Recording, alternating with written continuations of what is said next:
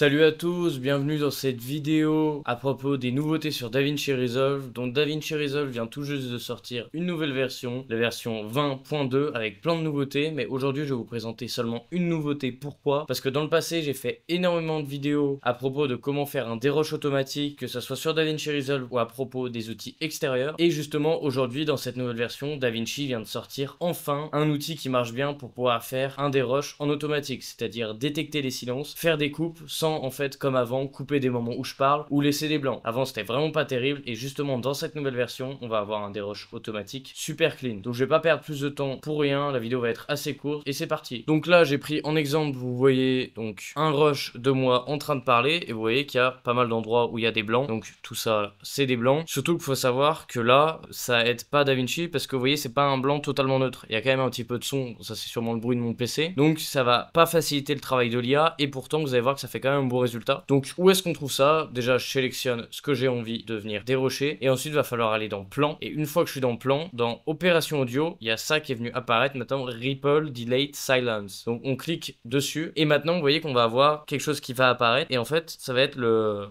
threshold, donc on va dire ce qui est sélectionné pour être cuté. Plus on joue, plus ça va être on va dire intense, c'est-à-dire que si j'augmente énormément, bah vous voyez en fait tout va être des rushs. Maintenant quand on vient mettre un certain nombre de décibels, c'est-à-dire tout ce qui est en dessous de moins 19, c'est pas possible que ce soit un bruit de moi, donc en fait ça va être coupé. Ou par exemple moins, vous voyez que DaVinci va venir en fait tout simplement le couper. Donc si on a envie de vraiment pas couper des choses importantes, on peut mettre un threshold plutôt haut. Maintenant si on connaît un petit peu tout ça, on peut venir par exemple placer à 25, vous voyez ça me paraît pas mal. Maintenant on a pre-head et ici post-tail, donc ça permet pareil de faire dans la précision. Et ensuite ici minimum to strip, en fait ça va être combien de frames minimum on considère que c'est un audio. C'est-à-dire que si on met ça vraiment à très peu, même les tout petits moments de silence en fait vont être cutés. Donc là on peut venir dézoomer et je sais pas, par exemple si je viens jouer avec ça, vous voyez là celui-là maintenant en fait il fait plus de 18 frames, donc en fait il va pas être cuté. Maintenant moi j'ai envie de cuter vraiment, on va dire les blancs très précisément, donc en fait je mets à 2 frames et là ça va vraiment tout cuter. En réalité faut pas faire ça, mais dans l'idée, au moins vous avez compris, là je vais mettre par exemple aller à 10 frames. Et maintenant je fais remove et là vous voyez c'est magique parce que c'est vraiment super rapide. D'habitude quand on utilise des outils IA ça prend un petit peu de temps pour charger, là vraiment pas du tout, vous voyez que tout a été cuté. Et si on regarde c'est pas comme avant, le cut est vraiment propre. Là au début il y a encore un petit peu de bruit sur mon PC, mais si on regarde après vous voyez que là tac tout est vraiment nickel. Bien évidemment quelquefois faut repasser un tout petit peu dessus, donc là moi ici par exemple je cutterais si j'avais fait le déroche moi-même, mais ça vous fait déjà gagner du temps. Pareil ici sûrement que je cutterais. Comme je vous ai dit j'ai pas facilité le travail de l'IA vu qu'il y a un petit peu du bruit en fond, mais vous voyez que l'IA a déjà fait un résultat qui est super comparé à ce qu'il y avait avant. On pourrait imaginer que là par exemple dans mon cas où moi j'ai des problèmes avec l'audio, je viens de mettre ici le voice isolation, je mets le voice isolation à fond, ensuite j'exporte mon audio, je le réimporte et après je fais ça. Ou sinon je fais un rendu de mon audio. Comme ça là il n'y aurait pas ce problème avec les bruits de fond de mon PC, il y aurait que ma voix et ce serait encore plus simple de le distinguer pour DaVinci Resolve. En tout cas si vous avez aimé cette vidéo et que vous voulez progresser, devenir monteur pro et pouvoir monétiser votre compétence, le meilleur moyen c'est de faire un accompagnement personnalisé avec moi. Je vous prends du niveau 0 jusqu'à monétiser votre compétence, trouver vos premiers clients et peut-être devenir digital nomade comme moi. Maintenant si vous voulez progresser un peu moins vite mais en communauté, vous pouvez rejoindre mon serveur Discord. Pareil, il y a un lien dans la description, vous cliquez dessus. À l'intérieur il y a une vidéo qui va vous expliquer comment fonctionne le serveur, les différents retours de membres et les différents types d'abonnements. Donc voilà, deux offres, une avec abonnement, une sans abonnement, une très personnalisée, une en groupe. Choisissez celle qui vous convient le mieux. Et en tout cas si vous avez aimé cette vidéo, n'hésitez pas à liker et vous abonner. À bientôt.